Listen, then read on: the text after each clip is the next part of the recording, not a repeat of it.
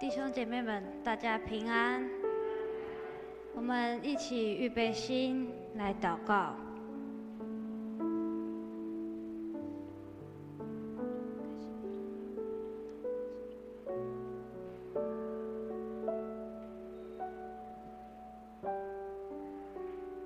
亲爱的上帝，我们感谢你，我们将一切荣耀归于你，也求你让我们在接下来的敬拜当中，都能打开我们的心来接近你。祷告是奉靠主耶稣的圣名名求，阿们。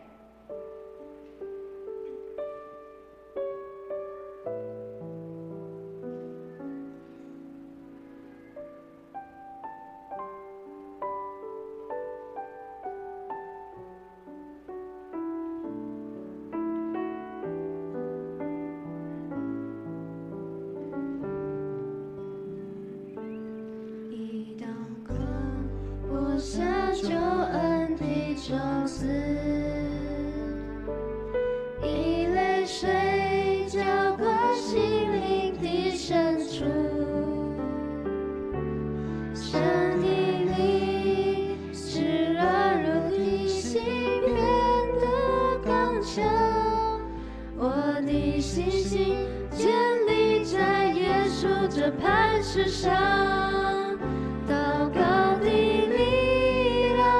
时间可以证明，改变的大能在耶稣基督里。献上心上自己，直得到你宝座前，因你心事，你必垂听。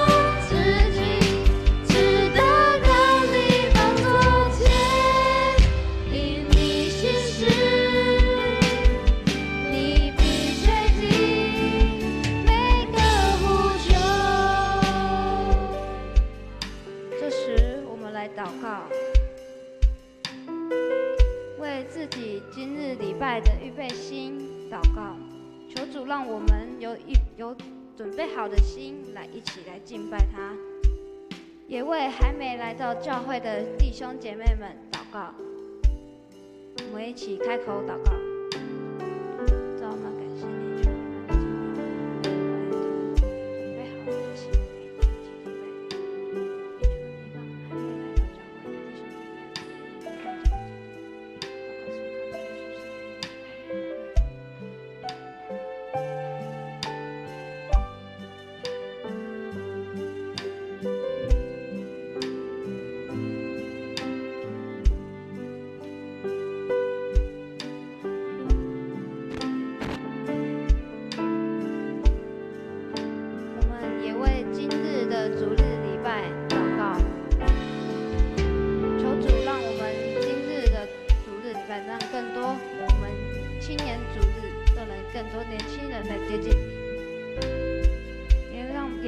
为所有服侍同工祷告，我们一起开口来祷告。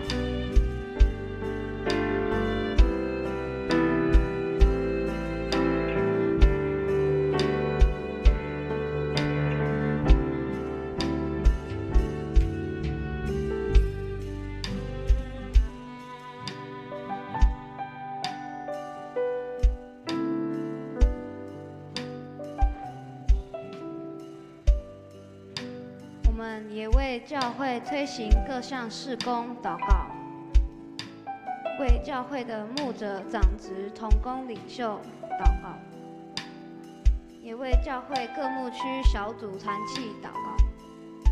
我们一起开口来祷告。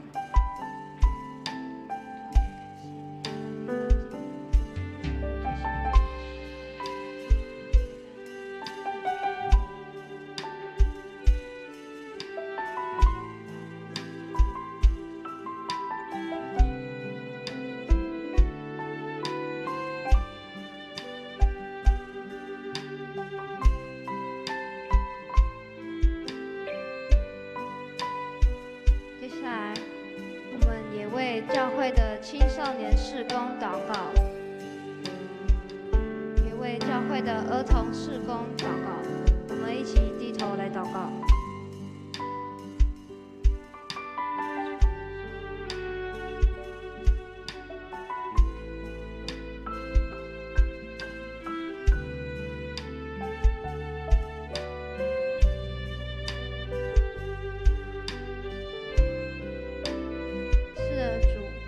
将我们的祷告献上在你的手中，你会聆听我们的祷告，求你帮助我们。祷告是奉靠主耶稣的圣名名求，阿们。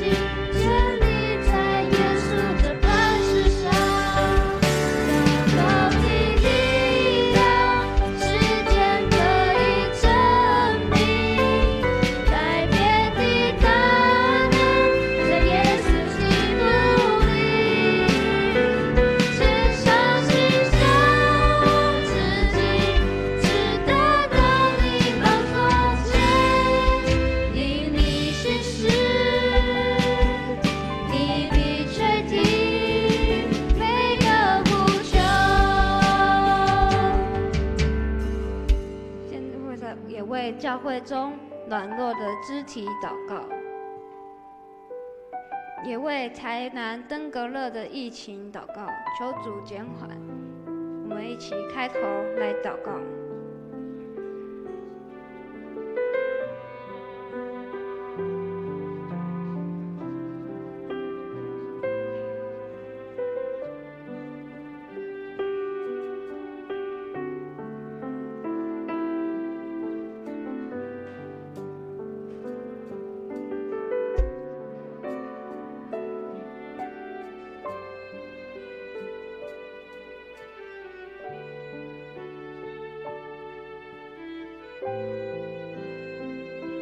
亲爱的天父，我们感谢你，感谢你聆听我们的祷告。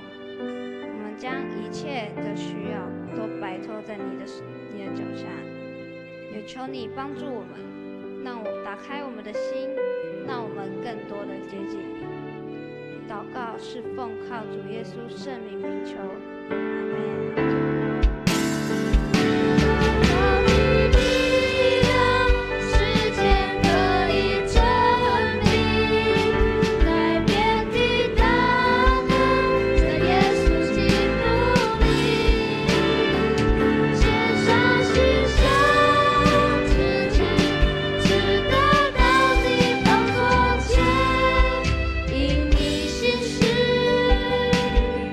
你必垂听。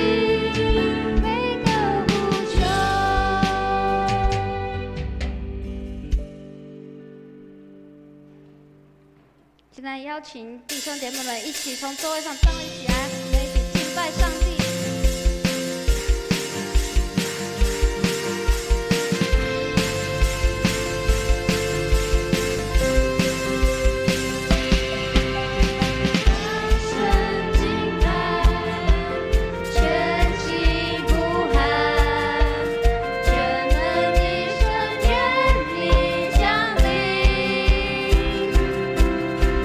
慈爱双手。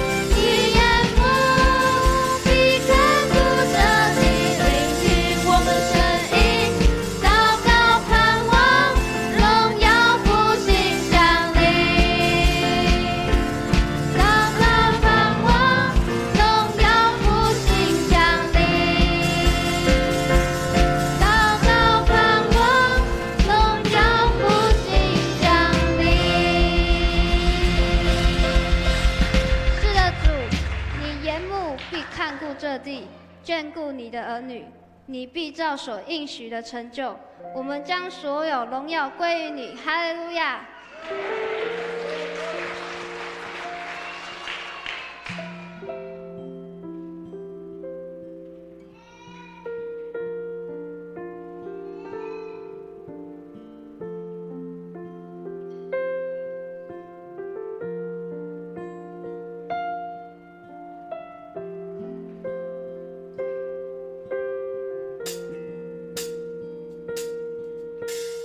荣耀归于你，权柄归于你，羔羊已作王，从今世到永远。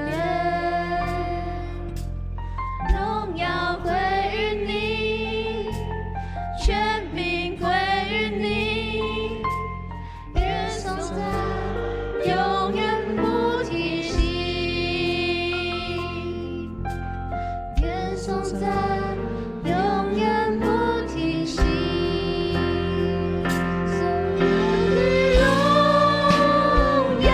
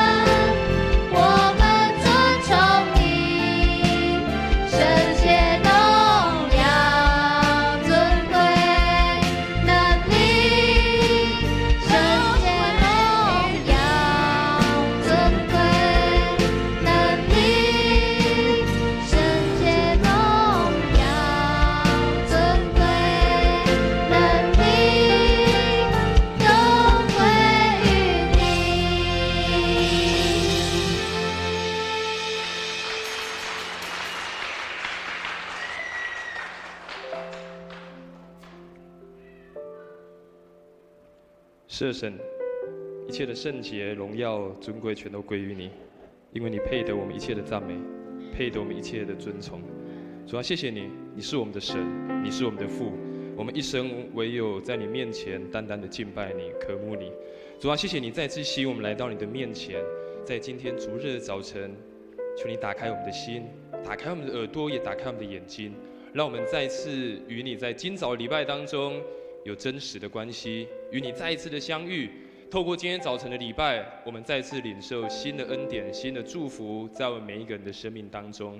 求主你祝福每一个弟兄姐妹，在今早我们真的有一颗热切渴慕的心，欢迎神来到我们当中，来到我们的教会当中，来到我们每一个人的心里面，让我们在今早，我们真的是欢喜快乐。在今早，我们是重新得力。今早，我们再次从你那得着丰盛的应许。主啊，我们感谢你，求你祝福我们。特别今天是青年主日，祝福今天所有服侍的青少年、所有的学生，加添他们足够的力量。当他们在服侍的时候，让他们知道，他们为的是要单单的来荣耀主。愿你的荣耀也充满在我们的会堂当中，充满在我们每一个弟兄姐妹的生命当中。愿今早的礼拜成为一个荣耀的敬拜。这时候我们一起用新的诫命，我们来成为我们的信仰道告白。我们一起来念：你要尽心、尽性、尽意爱主你的上帝，这是诫命中的第一，且是最大的。其次也相仿，就是要爱人如己。这2条诫命是律法和先知一切道理的总纲。我赐给你们一条新命令，乃是叫你们彼此相爱。我怎样爱你们，你们也要怎样相爱。你们若有彼此相爱的心，众人因此就认出你们是我的门徒了。大家请坐，把时间交给我们的司会。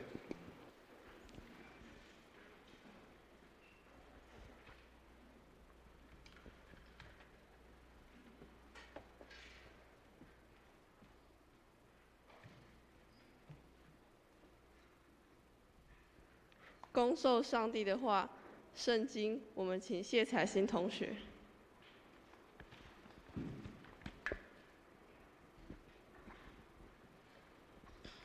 今天的经文记载在但以理书1章1到5节及8到9节，我们一起来念。犹大王约雅斤在位的第3年，巴比伦王尼布甲尼撒进攻耶路撒冷，围困都城。主准许他俘虏了约雅斤王，夺走圣殿器物的一部分。尼布甲尼撒把俘虏带到巴比伦的神庙去，又把夺来的宝物存放在他神庙的仓库里。尼布甲尼撒王命令他的太监总管亚斯比拿从以色列俘虏中选出一些王室和贵族的青年，这些青年必须是没有残疾、英俊、聪明、学识丰富、才智过人的，有资格在宫廷服务。亚斯比拿要教他们学习巴比伦的语言文字。王也下令要每天供给他们王宫中所享用的食物和酒。这样训练的3年后，他们要在王面前供职。但以理决心不沾王宫的食物和酒，避免自己在以理上不洁净。于是他请求亚斯比拿帮助他。上帝使亚斯比拿同情但以理。他们所要唱的诗歌是《谢谢你拣选》。献诗后，我们请牧师讲道，他要讲的题目是不一样的生命。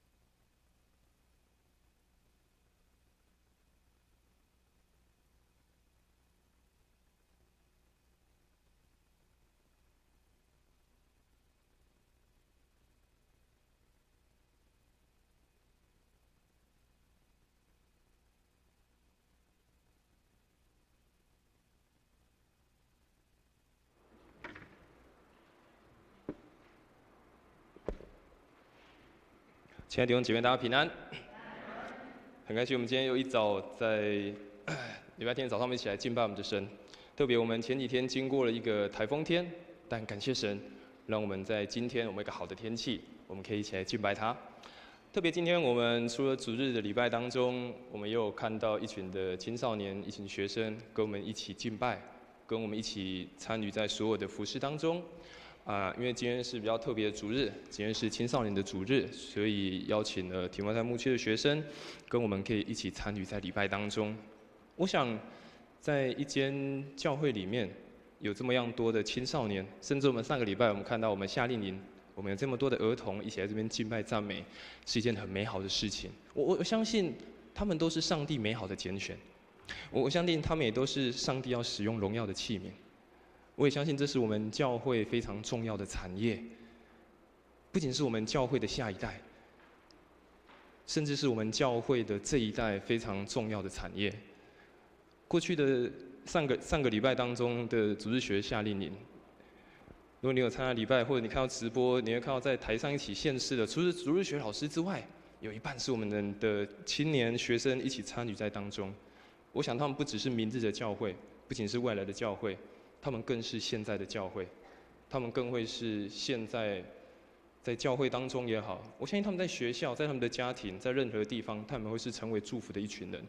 所以愿上帝祝福我们的教会，也祝福我们的青少年，祝福我们的学生，让他们不管在什么样的地方，都可以成为那个祝福，成为光，成为盐，也使用他们的生命，在他们年轻的生命当中，可以为主来服侍，为主来做工。我们一起来祷告，我们一起来祷告。亲爱的天父上帝，我们感谢你，感谢你今天早晨再次的召聚我们来到你的殿中，一起来敬拜赞美你。这是何等大的福分，我们成为你的儿女，有份在你的福音的恩典当中，让我们可以用这个欢喜、快乐、敬虔的心来到你面前。主要特别今天是青年的主日，祝福这些青少年朋友，祝福这些学生，祝福他们年轻的生命。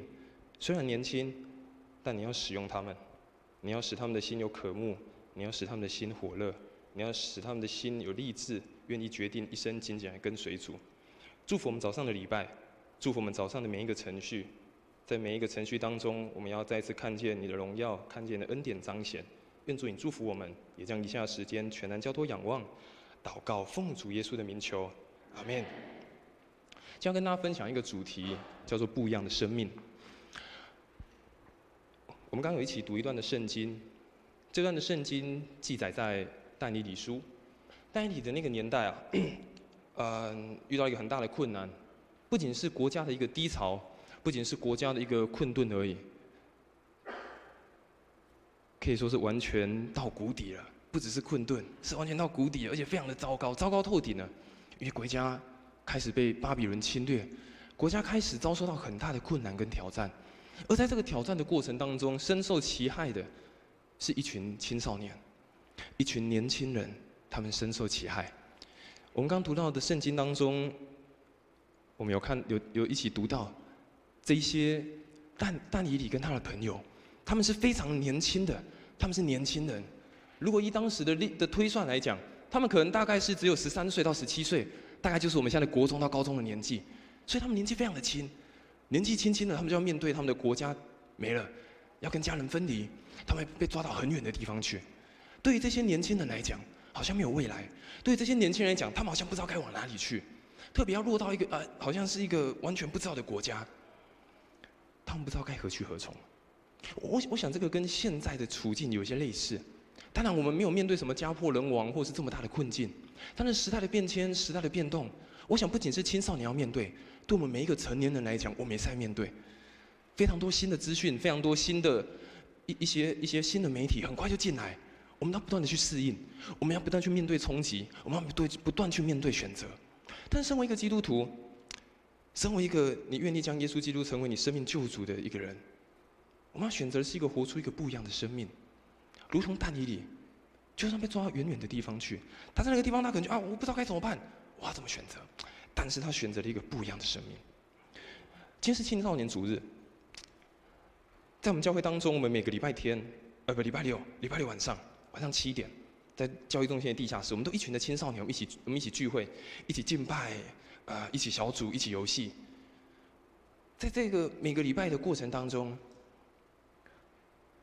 我们看到这些年轻人，他们很愿意。其实有一天我非常的感动，有一天是下雨天。有一天下雨天，而且那天下着雨，下雨天。但是我却从这边敬拜中心要走到对面教育中心的时候，我却看到有2个年轻人，手里还抱着篮球，满身大汗，还下着雨，跑过来要去聚会。我心里很感动。哇，在这个时代当中，还有这样的年轻人愿意。他可能前一刻在打篮球，在做很喜欢的事情，但时间到了，我要来聚会。我想在每个礼拜六晚上的时候，我必须承认，我也不能帮助这些青少年，真的他们可以在人生的方向，好像帮助他们做很多的选择，好像帮助做很大的决定，或者是帮助他们好像什么事都做得很好。其实我也没有这么大的能力。但我唯一有的可以给他们的，唯一可以给他们的是一个不一样的生命跟不一样的选择，在这个信仰当中帮助他们可以去找到一个正确的方向。我想这个也不只是一个青少年群体的一个责任，跟青少年团体在追寻的事情。我想这更是我们整个教会一起要追寻，甚至是一起成为他们的支持、成为他们鼓励的一个非常重要的因素。我想当我们的教会非常的去爱护这些青少年，非常的去鼓励他们，非常的去帮助他们成长，我想他们会在这边找到一个不一样的生命，找到一个跟在外面的学校、跟外面的社会、跟外面的世界不一样的生命。我并不是说外面的世界不好，我们还是在这个世界学习，我们还是要在这个社会当中生活。我并不是说外面的生活不好，而是我们可以在信仰当中找到另外一个方式，帮助他们的生命可以成长，找到一个他们生命所喜爱的、他们生命所渴慕的。如同我们刚刚所唱的那个诗歌，说谢谢你拣选。我想每一个人，每一个青少年，我想每一个弟兄姐妹也是，我们都是被上帝拣选的，我们都是被上帝拣选在这个地方，为的是成为他荣耀的器皿。我想既然我们可以成为一个荣耀的器皿，更重要我们就想，我们这个器皿我们可以为他做什么？青少年有青少年该做的事情，他们可以服侍，他们可以歌唱，他们可以带营队。但每个弟兄姐妹们可以思考，我们可以为我们教会的青少年、为我们教会的儿童做些什么？我们可以为他们做些什么？当然，我们可以为他们祷告，为他们鼓励。但我可以也帮助我们去思考，对我们的教会、我们的下一代，对我们的青少年，我们可以为他们做一些更多的什么，使他们有一个不一样的生命。我想，我们每一个人都活在不同的世代。这群的年轻人跟我又活在不同的世代，他们有时候都开玩笑说，我的年纪已经是他们的2倍更多了。但确实也是，而且认真算一算，现在年纪最小的12岁，如果我早一点结婚的话，我应该有一个小孩，可能就12岁了，啊！所以我这个世代跟他们那个世代，其实又有点差了。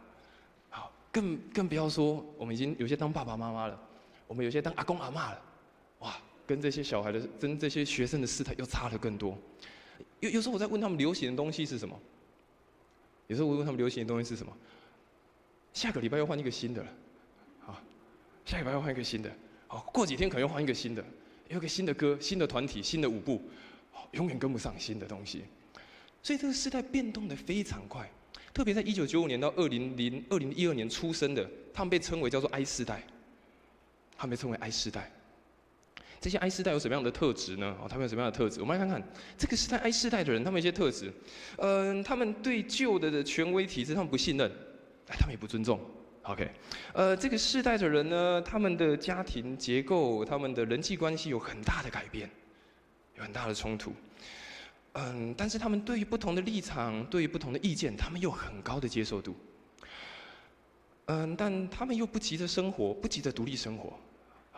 不急着独立生活也不急着当大人 ，OK， 这群的这个世代的人呢，他们也不爱出门，他们也不爱跟人面对面聚会，阅读的时间越来越少，阅读的时间越来越少，上网的时间呢大幅的增加，可能会非常敏感，对于自己的心理的状态，对于自己的人生会非常的注意。这个世代人普遍呢，可能会有很多的比较不安的状况，可能有很多烦恼的事情。这个世代的人，他们也不再只是为了自我实现，也不再只是为了理想而工作。你认真来看，在这个世代的跟你自己你自己想你的世代所产生出来的特质完全的不一样，完全的不一样。而且在这个世代当中，一出生他们就有一样东西是我们以前没有的，叫做手机他们一出生就有网络了，一出生就有手机了，一出生就有习惯这个资讯非常快的时代，可以接收非常多新的资讯。所以我说，一个礼拜可以换一个新的歌，一个礼拜可以流行一个新的东西，不无可能，甚至几天就有一个新的东西出来。这时代太快了，时代太快了。很多的资讯到底是真的是假的，是对的是错的，有时候好像也很难分辨出来。有时候好像也很难分辨出来。特别这个世代，我想我们也同感的一件事情是，这个时代不是世代这个时代，其实我们也都不太喜欢阅读了。我们不大喜欢阅读了，我们也都喜欢花时间上网而已。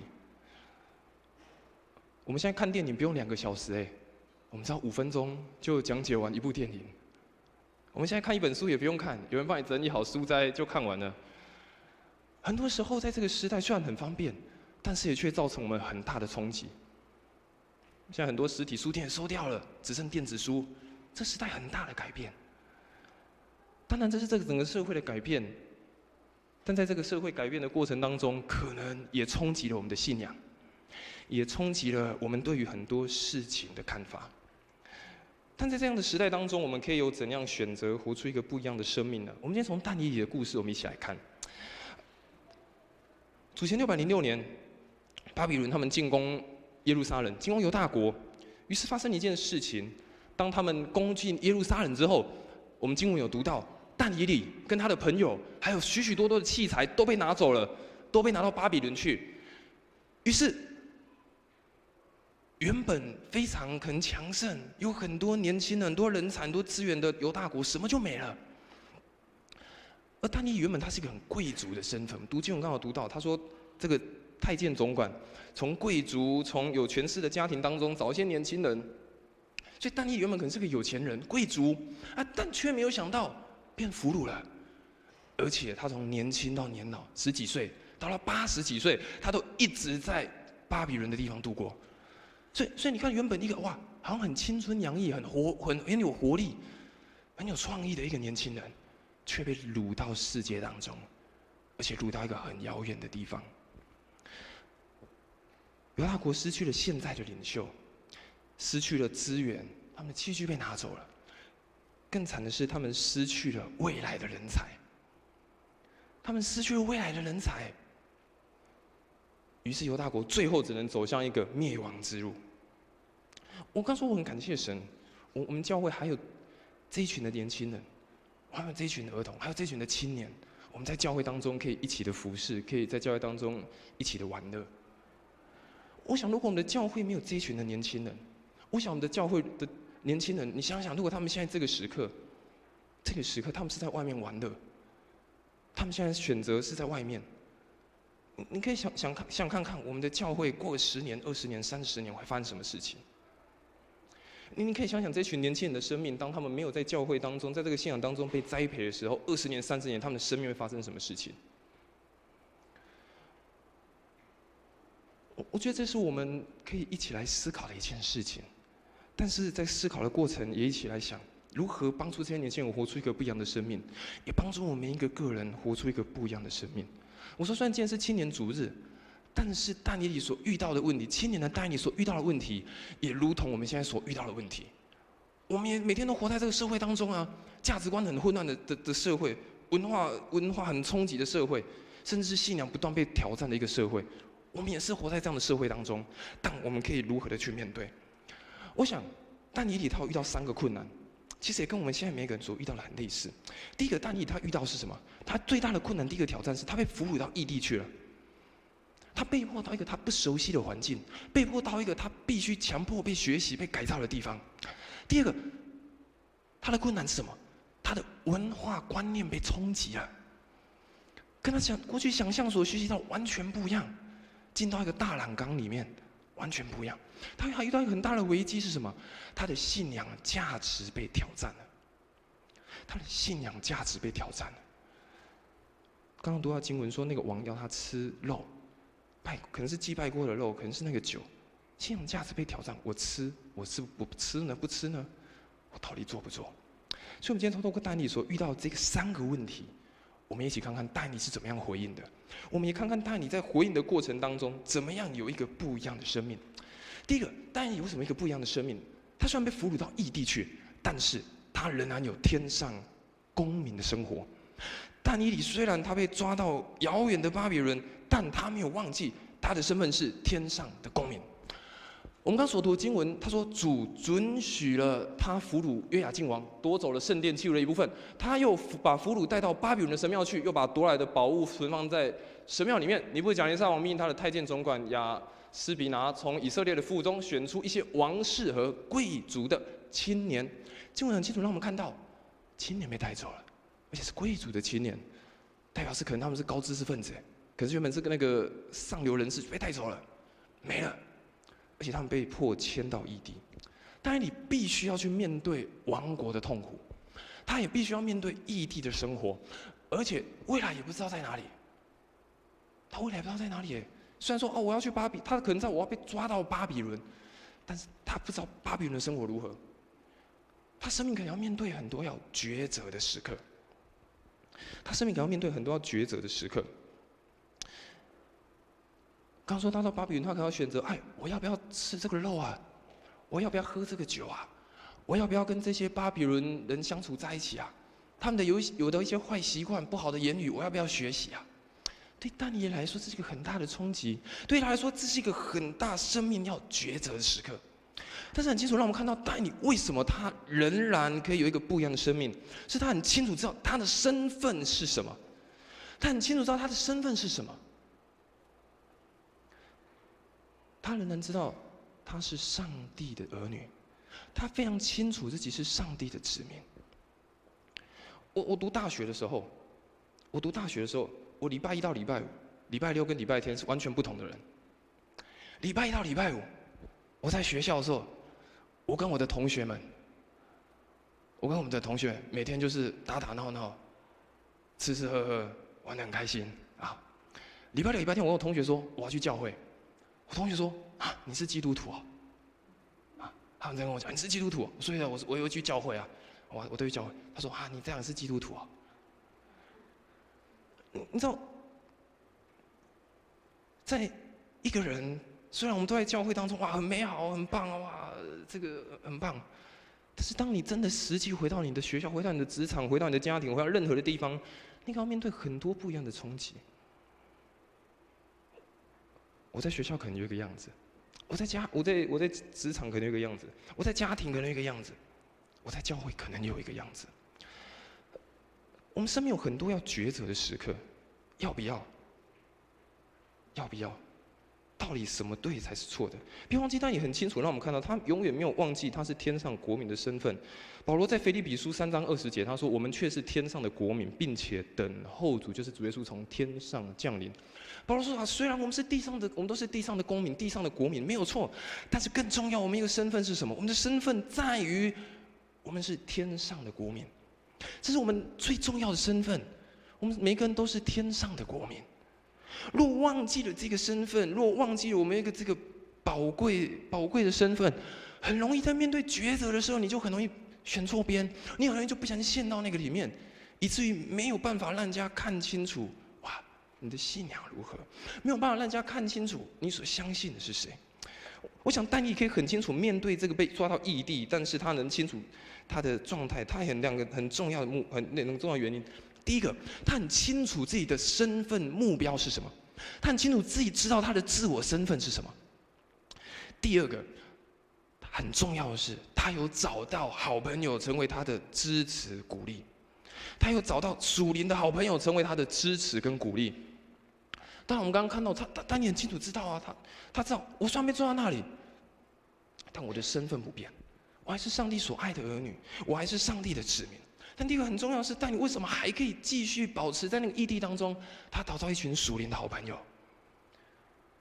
我并不是说外面的朋友不重要，我不是说学校社会的朋友都不重要，这些朋友都很重要，他帮助我们成长，也让我们学习。但是更重要，为什么我们回到教会当中找朋友？为什么回到教会当中找朋友？为什么在我们的牧区、在我们的小组、在我们的团契当中，为什么我们在这边找朋友？重要是这些朋友，他可以提供你在属灵上的帮助，为你祷告，你需要的时候为你祝福。但你在那个过程当中，那个难过的过程当中，被抓到异地，未来不知道在哪里的时候，他有另外3个好朋友跟着他一起，与他在那个地方一起祷告，一起谨守他们的身份，很清楚知道我们仍然是上帝的子民。你有困难，我跟你一起祷告。你有难过的地方，我安慰你。我想这是但以理在巴比伦那个地方，在那个非常混乱的环境当中，他可以活出一个不一样的生命的很重要的原因。第一个，他很清楚我是谁，我是谁。他也很清楚的找到，我需要有一群的属灵的朋友，我需要一群的好朋友，一起的祷告，一起的扶持，一起的帮助。我很鼓励这些青少年朋友，他们在年轻的时候在教会，他们可以找到一群属灵的朋友，他们可以找到一群属灵的朋友，成为他们生命当中非常重要的帮助。我可以跟大家说，我在过去我还是年轻人的时候，现在还是很年轻啊，现在是很年轻啊。在过去跟他们年纪差不多的时候，14、15岁的时候，我有一群非常棒的属灵朋友，我们一起服侍，一起歌唱，一起玩乐。到现在，可能很多人已经到外地工作了，很多人在其他地方有自己的事情，但是我们仍然是在属灵当中，我们非常好的朋友。有时候我们还是互相的祷告，互相的通知。我想在这样的过程当中，特别在你面对不知道该如何决定，不知道谁可以帮助你的时候，这群人永远会是你最好的帮助跟支持。我想，我们每个弟兄姐妹，我们要成为这群年轻人最好的朋友。我想，不仅是这群年轻人，他们在当中找到好朋友，我们也要成为他们的好朋友，我们要成为他们祝福的对象，成为为他们鼓励、为他们祷告的对象。所以，我想这是第一个带领他活出一个不一样的生命，很重要的。所以提摩太后书2章22节，他还说你要逃避少年人的私欲，同那凭清心祷告人追求公义、信德、仁爱、信心、和平。我想也不只是逃避少年人的私欲，是每一个人在不同的生命情况当中，我们都有必须要去面对的。但是你有没有办法找到跟你一起同心度过的？你有没有办法找到跟你很清楚知道我是上帝的子民，遇到这个困难我们可以一起怎么做？你可以找到这样的一群人帮助你活出一个不一样的生命。第一个，我们看到但以理为什么可以活出一个不一样的生命，是他在那个文化冲击，在那文化观念的冲击当中，他的心意仍然更新变化。但你仍然在那个过程当中，心意更新而变化。我们刚读的经文，巴比伦王他说，这些青年必须是没有残疾、英俊、聪明、学识丰富、才智过人的，才有资格在宫廷服务。亚斯比拿要教他们学习巴比伦的语言文字，王也下令要每天供给在宫室中所享的食物和酒，这样训练了3年之后，他们要在王面前公职。我们看到这群人被抓去，不是当奴隶耶，他们更在巴比伦王的眼中有一个更重要的任务，什么任务？训练他们，教他们巴比伦的知识、巴比伦的学问，让他们吃巴比伦的食物，目的是为了要改造他们，让他们的心思意念完全做一个改变。不再想念过去的事情，不再想念过去的家乡，不再想念过去的信仰，把一切都抛诸脑后。我也有想的是啊，现在真好，我在巴比伦好好啊。但是但以理他在这个地方面对这样文化很大的冲击改变，他唯有做的是他的心意是不断的改变。除了他们要学问之外，还有另外一件很重要的事情，是我们刚才圣经没有读到。但你说的6章7到8节，经文这么说。在巴比伦王挑选的这些人当中，但以理、哈拿尼亚、米沙利、亚撒利亚、犹太支族的人，这些是但以理跟他3个朋友们。但是太监总管做了一件事情，做什么事？帮他们起了一个新的名字，叫做伯提沙撒，叫做沙德拉，叫做米萨，叫做亚伯尼哥，这都是巴比伦的名字。你知道原本但以理的名字，他的但以理名字非常的漂亮，叫做上帝是他的审判者。但是这个巴比伦人把他改一个名字叫什么？叫做伯提沙撒，意思叫什么？愿比勒保护他。比勒是巴比伦的神。原本是上帝的神，原本上帝是他的审判者，现在变成是巴比伦的神要保护他。原本这个哈拿尼亚他是上帝是一个人使的，他的名字是这个意思，但是他把他改叫撒拉德，说我是害怕马杜的。马杜也是巴比伦的神，哇，对神很害怕。这个叫米沙利，他原本的名字叫做有谁可以跟神相比？谁可以跟神比拟？他名字被改成叫什么？叫做有谁可以像罗达这个神一样厉害？罗达也是巴比伦的神。而最后这个叫亚撒利亚名字原本也是很美，叫做他的名字是神所帮助的人。但是到巴比伦，他名字就被改成什么？叫做尼哥的仆人，也是他们巴比伦神的名字。你看，不只是他们的思想被改造。他们的所学的，他们的文化被很大的改造，甚至连他们的名字、他们的根都被拿走了，他们的信仰被拿走了，他们原本所喜爱的事情全部被拿走了。你看这个尼布甲尼撒王，这个巴比伦王，他的改造计划非常的彻底，年轻人被带走了，跟家人、跟家庭全部都分开了，而且被浸泡在巴比伦的学问跟思想当中，名字也没了。同时他们脱离了对上帝的敬拜、定期的敬拜，对于上帝的、对于圣经的教导，完完全全的离开了。这是一件很可怕的事情，这是一件很可怕的事情。但当你发觉，我们每次离开教会，你回到你自己职场也好，回到社会也好，回到家庭也好，回到学校，回到任何的地方，你会发觉有非常多的冲击，你有非常多不一样的挑战，有很多文化观念上面你可能要去适应的。但是带你让我们看到一件事情，他所选择的是他的心意不断的更新变化。然后带你看是好像在一个新的环境，就来到巴比伦，哇，学新知识哎，啊，换新名字哎，啊，然后啊有新的东西可以吃哎，好像是一个新的环境、新的生活。但是他却是活在好像事实上是很孤立，甚至活在一个试探当中。你想这群年轻人，他们有办法忠心在上帝面前吗？其实换过来想想看，我们的年轻人，我们教会年轻人也好，或者是你家里你有年轻人，想想看这件事情。你想想看，我们的年轻人，他们每天都必须跟这个世界对抗，他们必须跟这个世界对抗的是跟这个信仰很大的冲击。他们必须在信仰当中对跟不对，什么东西要不要做，什么应该不要做当中有很大的拉扯。我说这个世界很新，这个世界不停的变动。现在我们又开始要活在一个 AI 的时代，很多东西是我们意想不到的。新的环境好像觉得哦很棒哎，但认真想，事实上会有更多的孤立感，事实上可能有更多的试探不断的摆放在面前。我想不仅在这群年轻人面前，也甚至可能在你我的面前。但我们可以如何继续的忠心在上帝的面前？我觉得这是我们可以一起来思考。我想带你可以面对一个很重要的原因：第一个，他在小事当中他可以忠实，他可以忠实的选择；第二个，他在大事当中他才可以更新变化。我们说，当然你从非常的小，什么样的小事？经文为什么要特别记载吃这件事情？他怎么不记载其他事情？我每天都要吃啊，早上你要吃早餐，中午要吃午餐，那吃晚餐，有时候肚子饿了，晚上肚子饿你要吃宵夜，对不对？我们都要吃嘛。但吃好像是一件小事情，但是却也是从这个小事情当中去看出一个人的选择如何，看出一个人对某些事情的忠心，对某件事情的忠实如何。但以理选择在吃好像很小这件事情当中，他选择了说啊，我不这么做，我不这么做。于是在这个小的选择当中，小小的更新、小小的改变当中，以至于让他在面对大事，面对在更大的困难挑战，他才有办法去适应，才有办法去更新他的思想。我们说但以理他从年轻16、17岁、14、15岁，一直到年老80几岁，他都一直在异地生活。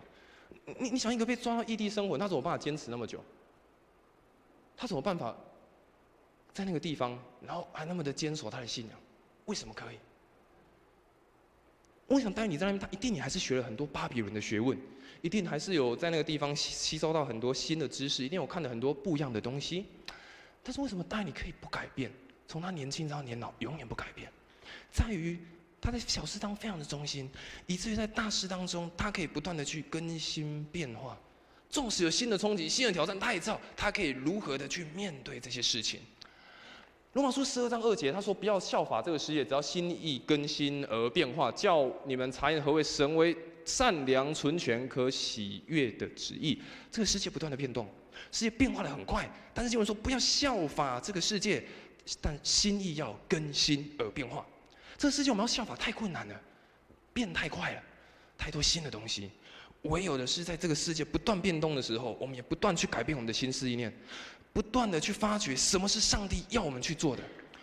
经文说我们要不效法这个世界，于是我们要在不效法这个世界的原则当中去学习跟经验这个世界。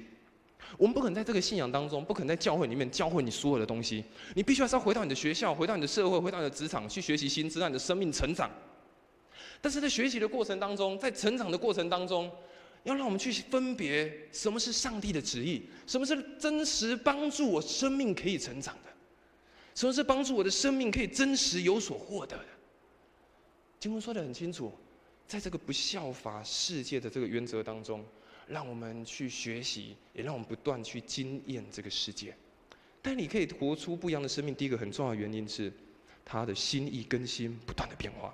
而最后我们来看但以理为什么一个不一样的生命，特别面对信仰的考验的价值的时候，他选择决心靠主得胜。当然，你在面对特别是信仰价值考验的时候，他决心要靠主得胜。经文刚如此说，但以理决心不沾王宫的食物和酒，免得自己在礼仪上不洁净。于是他请求亚斯比拿帮助他，上帝使亚斯比拿同情但以理。如果你读和合本的圣经，他会写但以理立志不沾王的食物跟酒。现在中文本他翻译说叫决心。我们看到但以理他做一件事情，他决定在这样的环境变动，他决定要做一件事情，就是主啊，我立志为你。圣经当中常常会出现立志这个字。圣经当中的立志不是指说我们遵从自己的想法去做决定，而是全心遵行上帝的话语去做。圣经在讲立志是这个，不然我们人很容易立志啊。最常见的立志是什么？我要减肥，但是减肥永远是明天的事情，因为我们随从自己的想法去做决定。但是圣经在讲的立志是什么？是遵行上帝的话语而前进。但你说我决心不做这件事情，在于他一生当中紧紧的依靠神，成为他一生当中最大的帮助，生命当中最大的带领。我想但以理他可以面对考验，一个很重要的两个原因是，他第一个他善尽自己的责任，而且他是依靠上帝的恩典。他善尽自己的责任，他也依靠上帝的恩典。我们看到但以理他虽然决心不沾王宫的食物和酒，如果你有机会你看后面的经文，你会发觉但以理用另外一个方式，继续的让他自己可以在巴比伦的生活当中。你也看到，当但以理这样子立志决定的时候，经文第9节怎么说？他说：“上帝使亚斯比拿同情但以理。”当但以理做出一个决定的时候，立志在神的时候，神怜悯他，帮助他。纵使在那个最混乱的环境当中，神仍然帮助他。所以，但以理还是善尽自己的责任啊。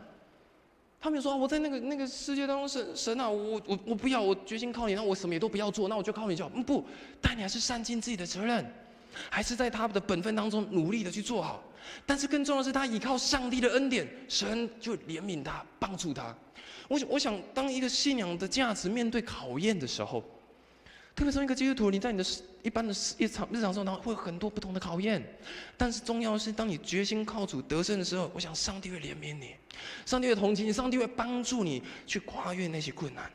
腓立比书2章13节，他说：“因为你们立志行事，都是神在你们的心里运行，为了要成就他的美事。”立志行事都是神都是在我们的心里运行，唯一一个目的是要成就上帝的美好事，在我们的生命当中来成就。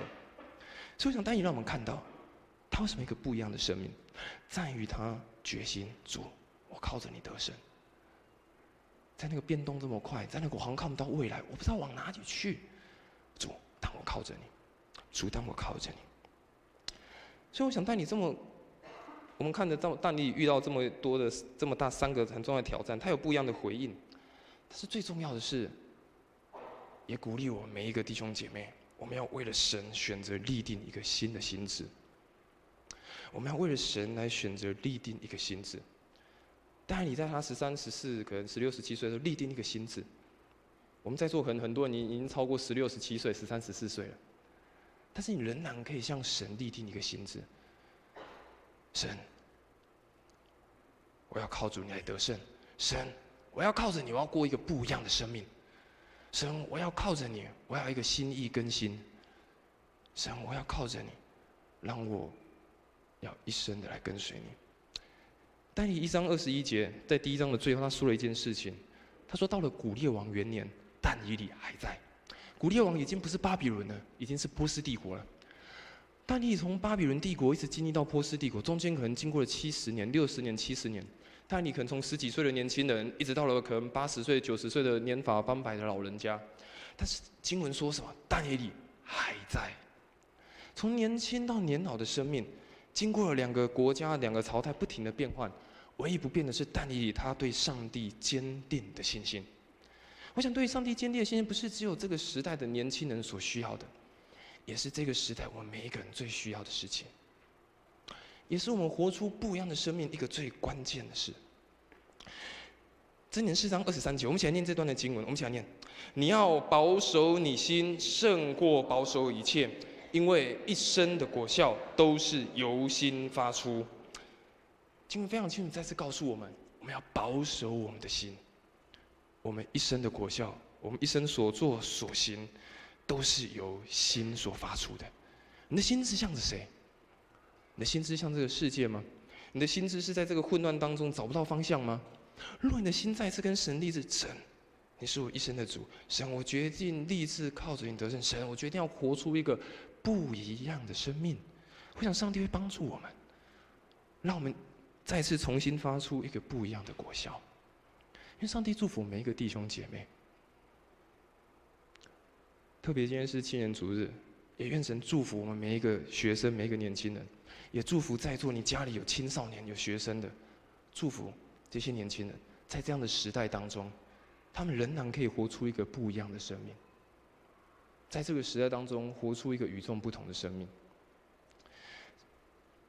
在过去陪伴这些年轻人的时候，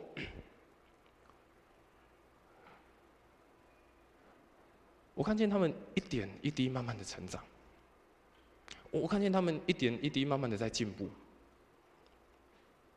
纵使他们有时候服事当中，可能还不是做的那么好，或许有时候他们也会问我说：“啊，我不知道这个怎么做。”他们会说：“啊，可不可以不要做？”他们说：“啊，当时我好累。”但是你仍然还是会看到他们说，隔天还是会看到他们还是笑嘻嘻的来，啊，还是很愿意的一起来。你会看到在这些年轻人的生命当中，他们可能跟你说：“我不要。”啊，我好累哦。啊，让我想一想，可不可以不要啊？但是却会发觉他们一点一滴的改变。好，我试看看。好，我不会啊，但就试看看嘛。我不知道该怎么做，但是就先来了。你看到这些年轻人开始选择一个不一样的生命，开始选择一个不一样的方式，不再只是觉得哎我没有办法，不再只是觉得啊我不知道该怎么办，我不知道遇到这个困难的时候我可以找谁。我想这个信仰可贵之处，我想这个一个信仰的群体可贵之处，在于帮助人学习有一个不一样的生命，学习生命当中不断的去成长，不断互相的鼓励，不断互相的扶持。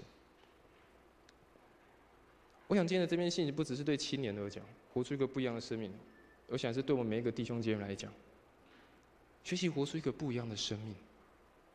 在这个世界真的很不一样的时候，身为一个基督徒，身为一个跟随耶稣的人，我们更应该表现出跟这个世界截然不同的生命。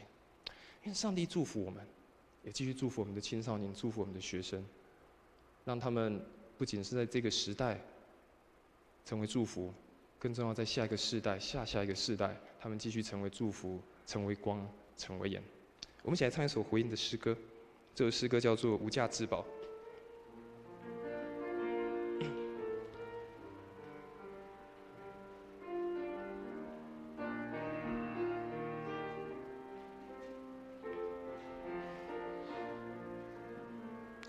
我的名字刻画在你心中，我的脸孔深印在你眼中，不是因为你实力才能，乃是因着你奇妙宽容恩典。虽然有时我会跌倒软弱，你却一直包容不放弃我，有你慈爱紧紧地拥抱，我赞美你宝贵是将大爱。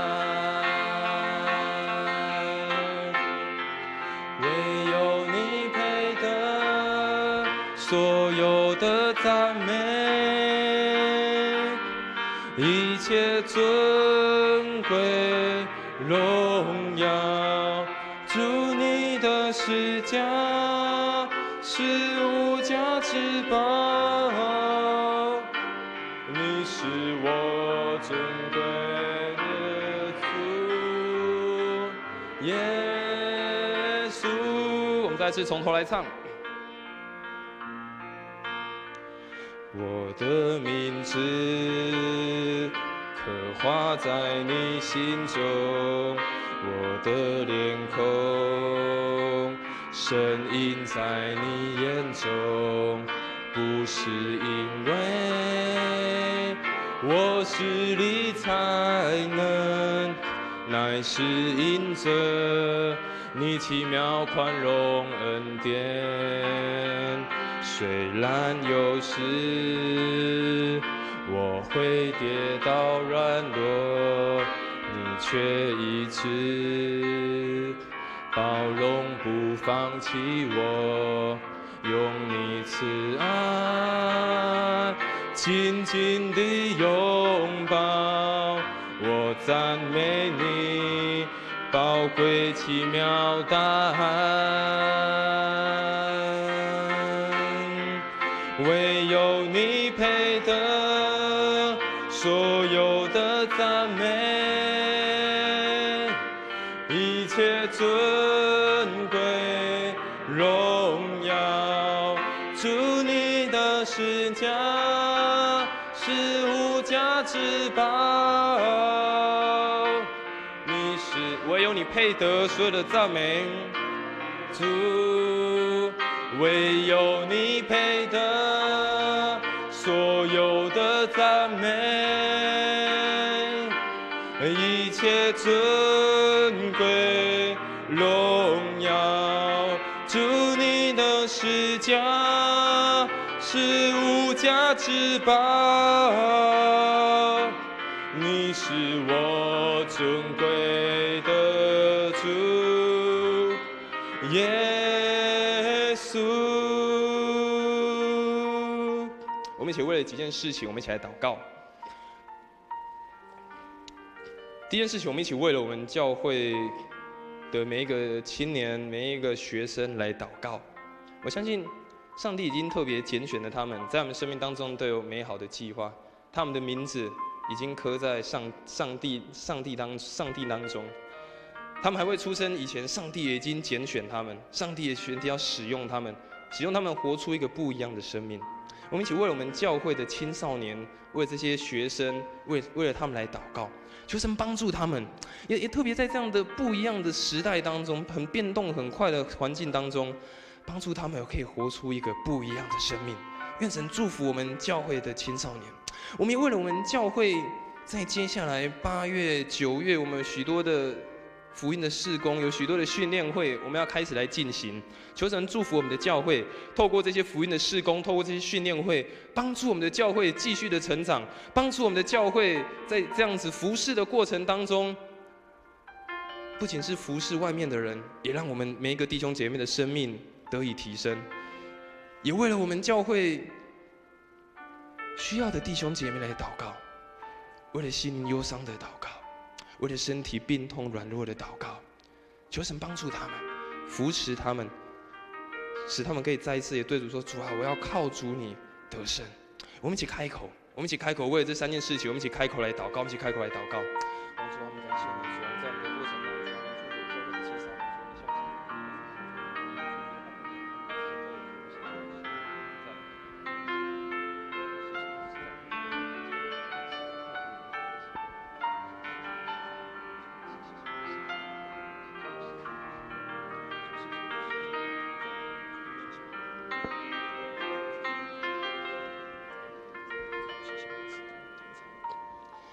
亲爱的天父上帝，我们感谢你，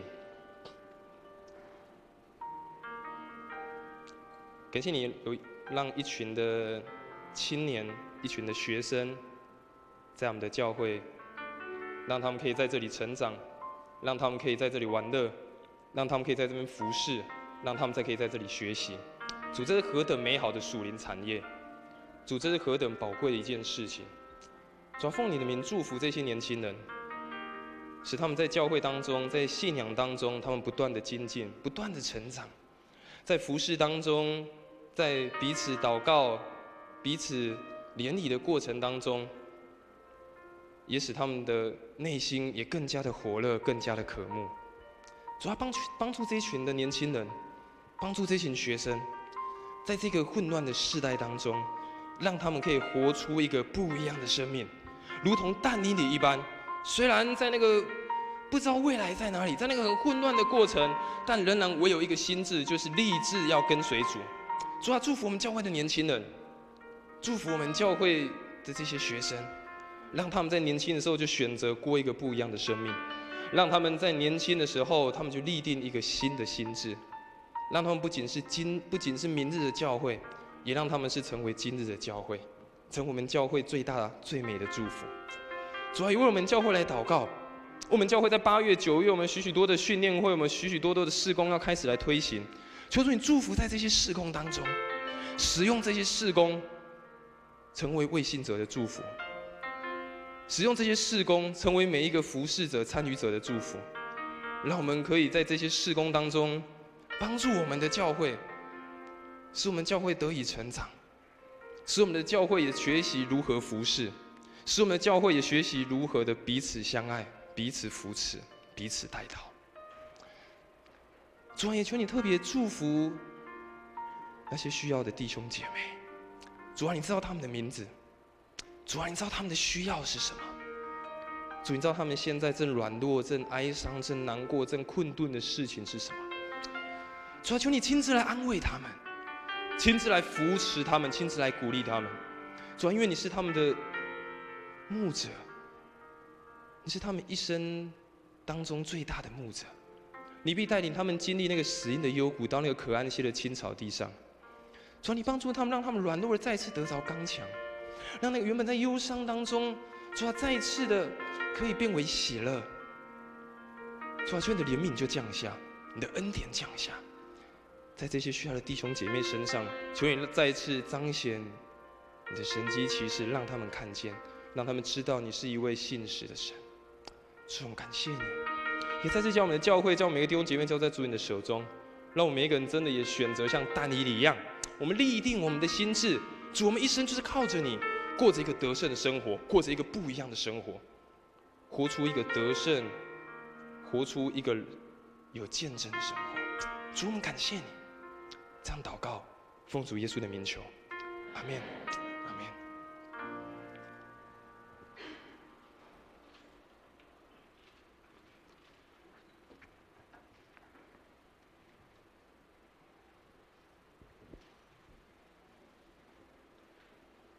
奉献，思献的同工请准备。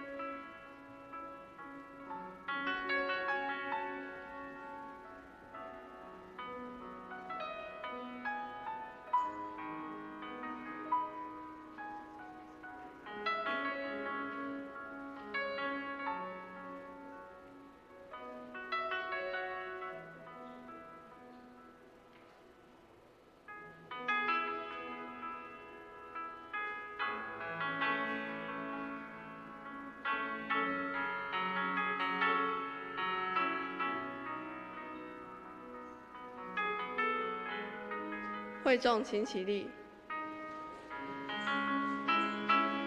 我们一起唱奉献的诗歌《一生爱你》。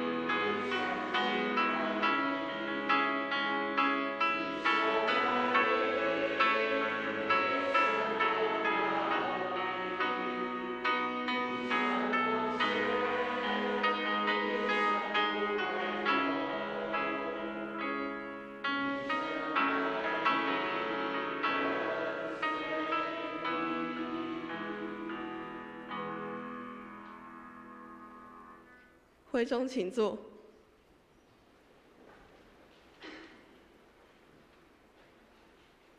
今日牧师主日报告，请杨轩安、李佑成同学。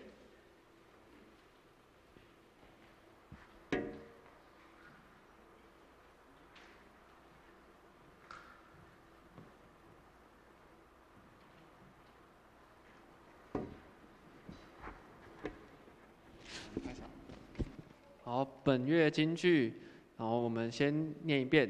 好，预备起。你要专心仰赖耶和华，不可倚靠自己的聪明，在你一切所行的事上都要认定他，他必指引你的路。箴言3章5到6节。好，第二遍我们用英文来念念看。所以一样先念经文，然后再念出处。1、2、3，请。Trust in the Lord with all your heart and lean not on your own understanding.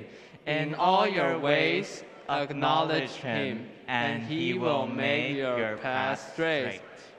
Proverbs chapter 3, verses 5 to 6. 主日敬拜同工。下周的主日敬拜同工，请大家自行 refer。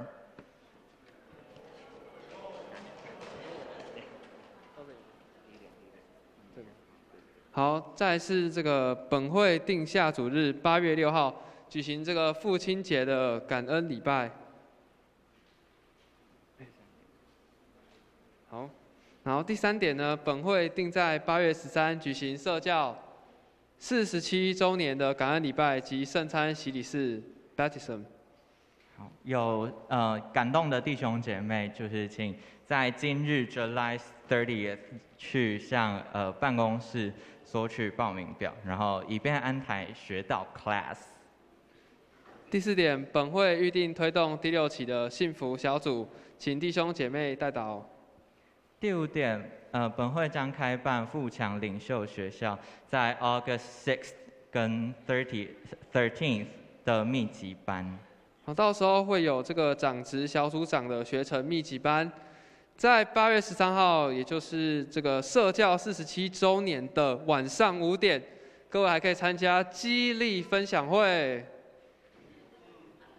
然后第6点，本会定在这个本周6 8月5号举办服侍者的心灵保养专题讲座，然后会邀请到台神的张雅慧博士来讲。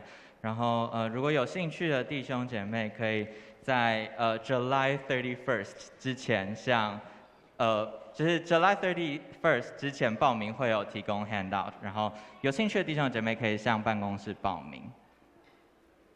第8点会有的动态与 blessing。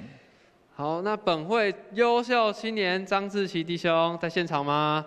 好，在2楼，掌声，恭喜他成为这个义载国小的专任教师。哦，现在可以称他为义载金城武，掌声鼓励。义载金城武。Amen， 愿主赐福他服事与工作顺利。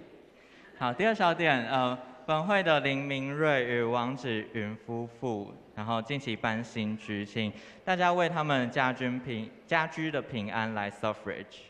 好，再来是本会的周喜安小组长在现场吗？好，不在，没关系。好，在哦，掌声。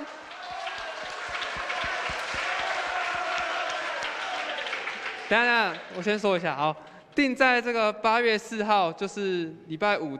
到20号礼拜日，在这个第一画廊有举办这个新象画会联长阿卡西漫游。我跟大家科普一下，我刚 Google 阿卡西漫游呢，这个阿卡西空是一种心理学的名称，用于支持灵魂的成长，加注创造更荣耀的生命体验。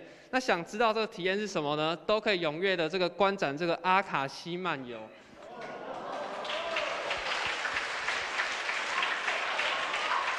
好，以上报告，剩下请牧师补充报告，谢谢。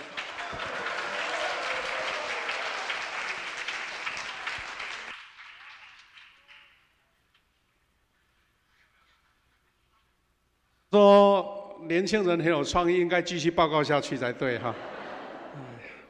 不简单，下一次哈，你们要用影像来报告，好不好啊？记得啊，刚刚我们有欢迎啊，就是有介绍我们的会有动态了哈。啊，其实我们还有在座的啊，明瑞兄、子云姐，你们两个在那边来，我们也给他们鼓励一下，拍手一下。啊，他们搬到新居呀，哈，搬到新居在兴达港那边，兴达港那边。啊，前天我看到他写简讯哈，说我们台风对不对？我们去到台南市里面都无风无雨呀，啊，原来他们那边说风大雨大，所以差一点点就差很大哈。啊，祝福你们在那边有平安快乐的啊住家哈。啊，刚刚我们也祝福了志奇弟兄了哈。那牧师要补充一句话，我们在教会里面呢有弟兄姐妹有不同的啊背景啊服事啊，我们报这个消息哈。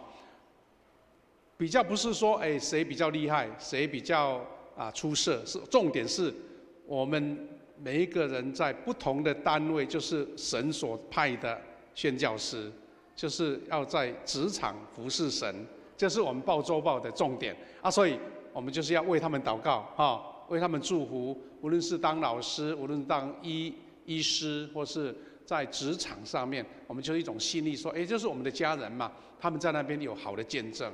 为神做美好的侍奉哈，这个是啊做一个补充的部分。那牧师在用投影片做几个补充啦。第一点就是我们啊有39位啊完成了箴言的抄写哈。那公报社特别哈抽出了有这几位是我们的啊这个得奖者啊，其实大家都得奖，只是说他要送礼物没有办法每一个人都送哈。就慧君啊。庄敏端姐妹、高文珍、许淑芬、黄丽薇，还有谢淑华牧师哈。啊，刚刚早上第一堂已经有象征性颁奖照相了。啊，如果还没领到的，请到啊办公室来领哈。啊，这个是我们啊难得的荣誉了哈。啊，我们可能会在下一次再推不同的版本。啊，欢迎大家继续来抄写哈。那刚刚有提到。啊，小组长的学程哈，小组长的学程，还有我们的长职的学程，那期待我们大家都能踊跃来报名，因为下个礼拜就要开始了啊，我们要啊准备这些教材材料哈啊，期待我们大家都能够啊，大家努力来参与啊，一起学习，一起造就哈。那其中时间点哈有一点不大一样，就是8月6号跟13号。下午1点半，大家吃完午餐哦，到5点就要开始课程了哈。那13号那一天的课程也是一样，但是5点半我们会邀请侍奉的同工一起加入，因为我们就等于后面的联谊嘛，鼓励啊其他的学员结束的啊完成的，一起吃一个简餐，然后会请刘进展牧师哈，刘进来做勉励，等于那一天晚上一个激励会啊，所以请。啊，小组长啊，我们的长职或是我们的侍奉团队的一些领袖都能够报名参加。我们又把它集中在2个下午啊，哈，就把它完成了哈。那另外我们后甲教会举办的中会财务研习会，在8月5号早上8点40到12点。那我们的讲员就是我们教会的同工哈，我们满族长老、俊志长老。那这6位同工牧师就名字就不补充了，大家都已经报名了，你们记得要准时去报到啊哈。他们会有送了我们那个总会的那个会计的一个手册啊，一起去研习。同样一个时间，我们在教会，我们在富强教会有一个叫做服侍者的心灵保养，刚刚我们的青年已经报告过，但是特别要鼓励说我们的啊服侍者，只要你参与服侍的都可以来听，因为要操练你的服侍心智，或是你遇到一些困难怎么突破啊？所以请记得在今天最慢明天来报名哈。那还准备讲义，听说还有中午要送便当啊，所以记得大家要登记哦哈，来参加，这样才有办法预备啊。最慢明天哈，比如说明天邀请各阶层同工报名啊哈，今天跟明天。那这个是服侍的心灵保养，这个海报我们在我们的电梯里面也有哈。那心灵转角继续鼓励，继续鼓吹哈。如果你还没来过，一定要来一次啊，好不好？啊，带你的朋友来啊，带你的朋友来。那最后牧师再做一个补充，第一就是说，我们今天的青少年哈，美好的带领我们青年主日从头到尾哈。啊，这些年轻人呐，还有从前面的敬拜赞美啊，我们所有的诗会过程，我们的读经哈，啊，到献诗以及所有一切，我们再热烈给他们鼓掌一下，来，哎，年轻人，好，祝福你们哈。所以刚刚他们在报告的时候，他们都会回应哈，表示年轻人有很大的热忱了哈。啊，我们牧师来做一个补充，就是说这些年轻人在这边不是看他们表演，而是说。他们在神的国度里面，这一群年轻人在这边受操练、受装备，将来就要到社会去为主来做见证。所以，不只是看他们今天的服事哦，我们是鼓励在座的每一位弟兄姐妹，你的子女、你的孩子哈，在这个年纪的国中1年级到大学，欢迎鼓励他们来参加。啊，这个是牧师特别的期待或是鼓励，因为他们来到这边可以操练团队的服事，可以怎么跟朋友，怎么样跟同工来协调，特别是操练同心合一、代祷的心智。就像刚刚曾牧师提到但以理，他就一群好朋友一起走过这个挑战，人生的挑战啊，所以记得鼓励他们来，因为他们将来到社会上有来一定会比没有来这边，他们的装备会更好啊，所以期待鼓励你的年轻，但是不能用强迫的，有些年轻人你越强迫他，他越不来了哈，要诱导他或是鼓励他来参加。我们也感谢我们的青少年，除了我们的区牧曾牧师以外，我们有我们的龚医师还有我们的金井弟兄，还有佩伦弟兄，还有义璇姐妹他们很委身在这个牧区里面的服事，我们为他们祷告，让他们所做的服事更得神的祝福我们最近因为神学院的神学生越来越少，可能我们现在就是没办法申请到神学生来支援了所以我们要更兴起更多我们教会的这些很棒、很优秀的同工来一起带领这群年轻人成长。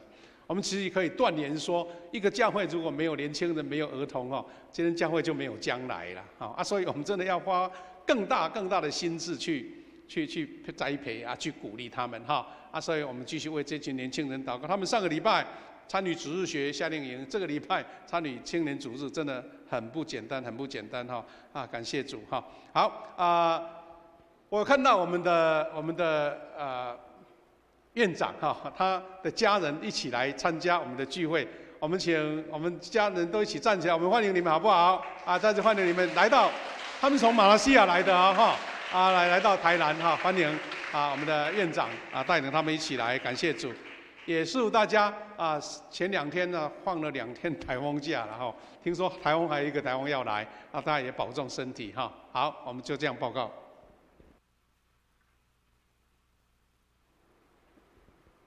颂荣，我的神，我的王啊！之后，请牧师为我们祝祷。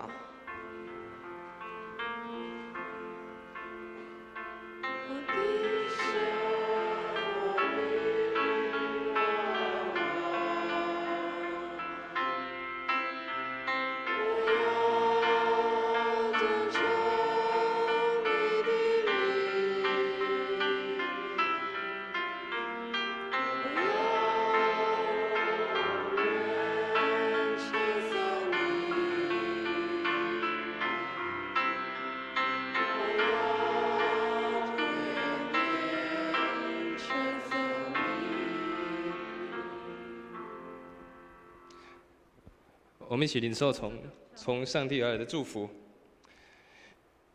愿主耶稣基督的恩典、上帝的慈爱、圣灵的感动、扶持与相通，常与我们弟兄姐妹同在，也与我们每一位青少年学生同在，从今时直到永远。阿们。